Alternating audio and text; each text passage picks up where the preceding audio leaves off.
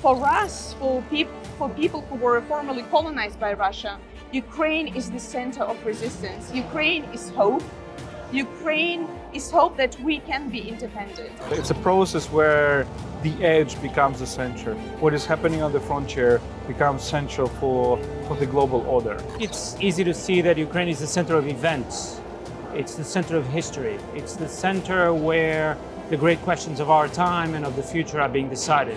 Hello and welcome to Ukraine in Flames, a special project by Ukraine Media Center and NGO Euro-Atlantic Course, and I'm your host, Myroslava Yaremkiv. Europe has not yet regained the influential role it played before the First World War. Having good logistics, roads, and legal and social systems is beneficial, but this is not a uniquely European idea. It's the idea of well-being. While welfare is a basic need for people, Europe must aspire to be more than just prosperous.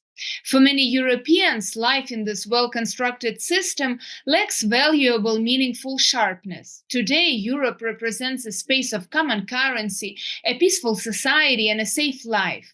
A peaceful dream for many citizens facilitated by politicians. However, Ukraine today brings excitement, steering both discussions and life. This will not always be comfortable for Europe. In today's episode, we will discuss Ukraine's role in the new global order. Is it at the center of world events, or does it remain on the periphery of global alliances and decision-making? If you want to learn more about this subject, please continue watching this video and subscribe to our channel so that you don't miss our videos in the future.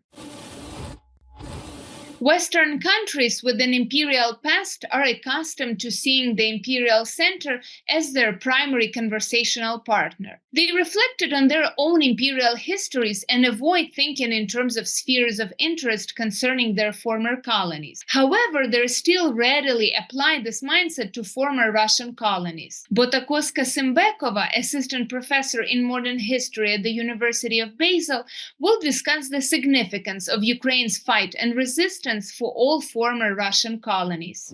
Well, there are so many different ways of thinking about Ukraine, and one of the things that I think when we talk about colonization, recolonization, and when people come to Kyiv, and Kyiv is a wonderful, beautiful city, and for a lot of people comes the question, how come that a city of this magnificence, of this beauty, and of this richness, how come that we can think about it as a periphery? It looks more like an imperial metropole, like an imperial center, like London and Paris, rather than, a periphery in some kind of overseas colony. So there is this question, how come is that Kyiv, that has this grandeur, that has this magnificence, that really radiates this imperial might, how come that we look at it as a periphery? Well, in order to understand that, in order to still understand that Kyiv is that wonderful and big and beautiful European city, and at the same time is subject to colonization, the way to understand these two stories that might not be understandable, is that when Russia colonizes, when Russia tries to become a superpower, it needs Ukraine and it needs Kyiv to enlarge its heartland. What it wants in Ukraine is to be that wonderful European colonial center, and to be that super colonial center that is so close to Europe, and of course it is so close to the Black Sea.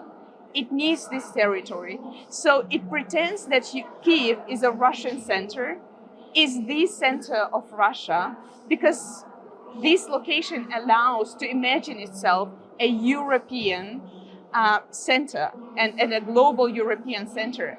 But what does it means for Ukrainians? That occupation, that colonization, what it means for Ukrainians, despite the fact that Russia imagines that this is the center of Russia, means that Ukrainians have no place in that story. So they needed to be eradicated, they need to be killed, they need to be assimilated, they need to forget themselves. So this kind of colonization is one of the most brutal ones, because because Ukrainian culture and Ukrainian nation cannot live in that Russian story. So, and this colonization, this extermination of the Ukrainian people is one of the most violent one. It's one of the most cynical one, because one pretends that one does something good, that one builds maybe a railway, and pretends that this is a gift, whereas actually one steals. So one steals and pretends that one gives something. So this is how one really needs to understand that in the Russian imagination, because it wants to come back close to Europe, to control Western Europe, it needs Ukraine, it needs Kyiv, it needs that city. So from one side, Ukraine, for us, for people who were formerly colonized by Russia, Ukraine is the center of resistance. Ukraine is hope. Ukraine is hope that we can be independent. Ukrainians are giving us hope that we can resist, that we can have our story, that the illegal simply occupation and stealing of our land, stealing of our culture, stealing of our choices is actually, it's possible to prevent this. So for people who believe in freedom, for people who believe in liberty, Ukraine is the center of resistance. Thus, both in war and peace, Ukraine will be a test of determination, unity, and even industrial potential for the West. The conflict raises three fundamental geopolitical questions. What role will the United States play in European security? Will European NATO members be able to assume responsibility for the defense of much of the region? And what will be the loyalty of the rest of the world in Europe's biggest war since 1945? The answers to these questions are not only of decisive importance for the fate of Ukraine, they are a measure of self-belief and the status of the West.